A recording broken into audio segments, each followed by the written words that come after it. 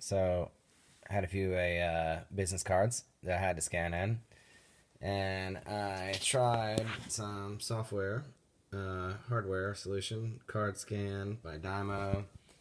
It didn't work so well for me, mostly because of software related issues like the license key was already in use. Downloaded CardCam, real simple tool off Google Play for free. And let's get started. Let me show you how this works. So, just real quickly, hit the little camera button, brings it up. Just take a picture of the card. It brings it up, shows you what it scanned in, does a little OCR on all the data. You just verify and make sure that it's right. Click save, click next. Take the next card, and just like that.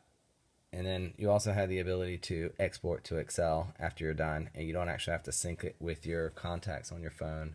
Awesome. Card cam.